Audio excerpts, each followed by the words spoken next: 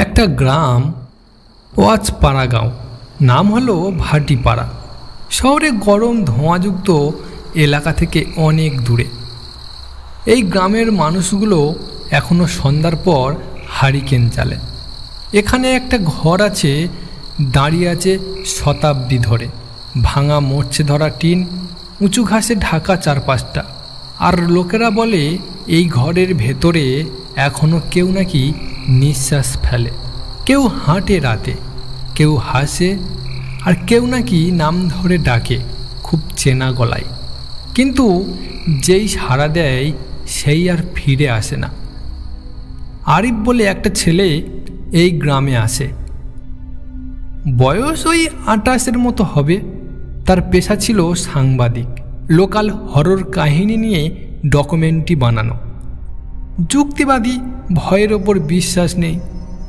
আরিফ এক পুরনো বাইকে করে ভাটিপাড়ায় এসে পৌঁছায় দুপুরবেলা।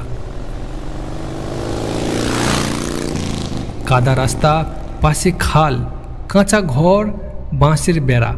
সে গিয়ে ওঠে মুন্সি সাহেব নামে এক বৃদ্ধের বাড়িতে। উনি একমাত্র যিনি বাইরে থেকে আসা লোকেদেরকে আশ্রয় দেন। মুন্সি সাহেব ভাটিপাড়ায় আসতে কাউকে বারণ করে না। সাহেব রাতে খেতে বসে বলল, তা বাবা, এই গ্রামে আসার কারণ কি? কিছু দরকার আছে নাকি কারোর সাথে? আরিফ বলল, আসলে আমি লোকালয় হরর কাহিনী নিয়ে ডকুমেন্টারি বানাই। খবর পেলাম এই গ্রামে নাকি অনেক পুরানো একটা ভাঙা ঘর আছে। শুনেছি ওই ঘরে নাকি ভূত আছে, তাই আসলাম। যদি কিছু তথ্য পাই তাহলে একটা হরর ডকুমেন্টারি বানাবো। মুন্সি সাহেব চোখ সরু করে বলল, তোমার মতো ওই রকম অনেকে আসে গল্পের খোঁজে। কেউ কেউ ফিরে যায় চুপচাপ, আবার কেউ আর যায় না, মানে সেইখান থেকে আর ফিরে আসে না। আরিফ হেসে বলল, ও সব গল্প, আদৌ ভূত পেত বলে কিছু হয় না, যত সব লোকেদের কুসংস্কার। তারপর রাতে খেয়ে শুয়ে পড়ল। পরের দিন আরিফ পাড়ার লোকেদের সঙ্গে কথা বলতে শুরু করে, কিন্তু কেউ মুখ খুলতেই চাইছে না। সবাই মুখ লুকাচ্ছে। এক বৃদ্ধা বললেন, ওখানে গেলে মধুমালিকের গলা শুনতে পাওয়া যায়। আহা, সে কি চিৎকার! এখনো আমাদের ঘুম ভাঙায়। আরিফের কৌতূহল বাড়ে। বিকেলে আরিফও রওনা দেয় ক্যামেরা নিয়ে। ভাঙা ঘরটা খুঁজে পায় একটা বাঁশঝাড়ের পেছনে। ছাদের অর্ধেক ভেঙে পড়েছে। জানালায় জং ধরা গিল। গাছের শিকড়গুলো যেন ঘরটাকে জড়িয়ে ধরে আছে। ঘরের পাশে ছোট্ট একটা পুকুর, জল কাদায় ভরা। হঠাৎ আরিফ দেখতে পেল পুকুর পাড়ে দাঁড়িয়ে আছে একটা ছেলে। ছেলেটা যেন আরিফের দিকে বড় বড় চোখ করে তাকিয়ে আছে।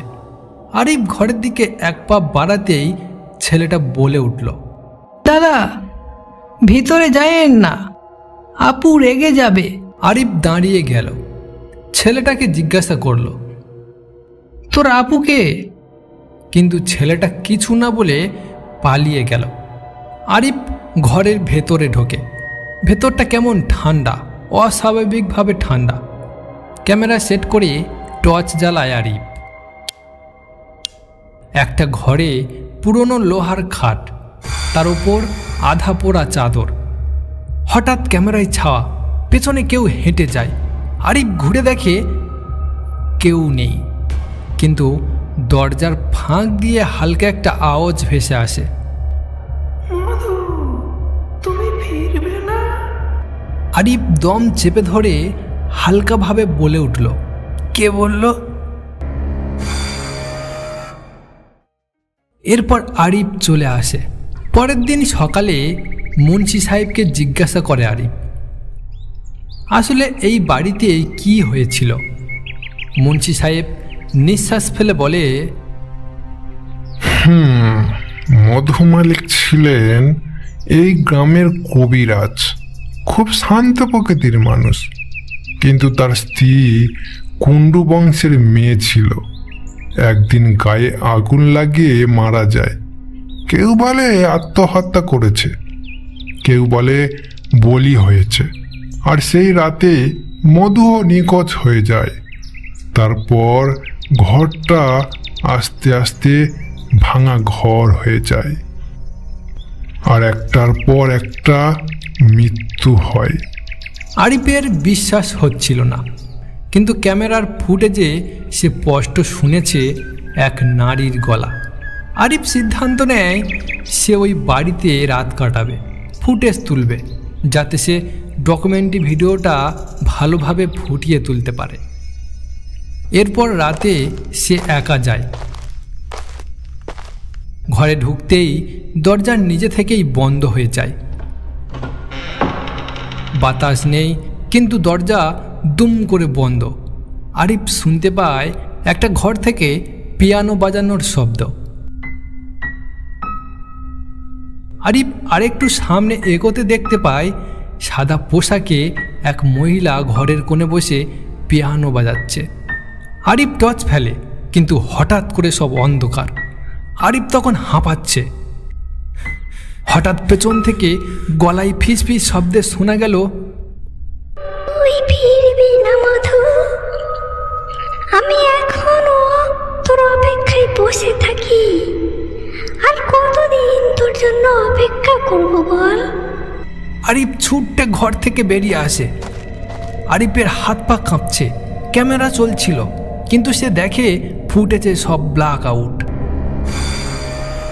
এরপর সেই সাহেবের বাড়িতে ফিরে আসে, আর আরিফ সাহেবকে ভিডিওগুলো দেখাচ্ছিল। পিয়ানো মিউজিক, ছায়া, চাদরে আগুনের দাগ।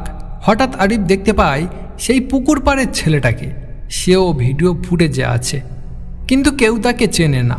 তখন মুন্সি সাহেব বলে উঠলেন, ওই ছেলেটাকে তো আমরা তো কবে ওর জানাজা দিয়েছি। আরিফ একদম স্তব্ধ হয়ে গেল। আরিফের মাথায় ঘুরতে থাকে, তবে কে আমার সাথে কথা বলল, আর কে বা পিয়ানোটা বাজাচ্ছিল। সেই রাতে আরিফ আর ঘুমোতে পারে না। ক্যামেরা নিয়ে বেরিয়ে পড়ে বাড়ির উদ্দেশ্যে। ঘরে ঢুকতেই সে বুঝে যায় কিছু ভুল হচ্ছে। চারপাশটা অন্ধকার, ক্যামেরা নষ্ট হয়ে গেছে। দরজাটা একা একা বন্ধ হয়ে গেল। একটা ছায়া হেঁটে আসে আরিফের দিকে ধীরে ধীরে। আগুনে পোড়া মুখ, চোখ গলে পড়ছে, গলা দিয়ে জল গড়াচ্ছে। ঠিক সেই মুহূর্তে কে যেন বলে উঠল, তুই আমার দেখতে পেয়েছিস, এখন তুইও থাকবি এখানে। আরিফ চিৎকার করে ওঠে, না।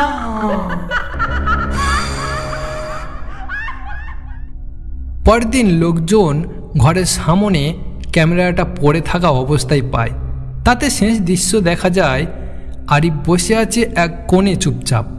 পেছনে পড়ে যাওয়া মহিলা এসে আরিফের গলা চেপে ধরেছে। ভাঙা ঘরটা এখন আর ফাঁকা নেই। আপনি শুনছিলেন ভূত FM। গল্পটা কেমন লাগলো আমাদের জানাতে ভুলবেন না। ভালো লাগুক খারাপ লাগুক অবশ্যই জানাবেন। ফিরে আসছি পরের গল্পে।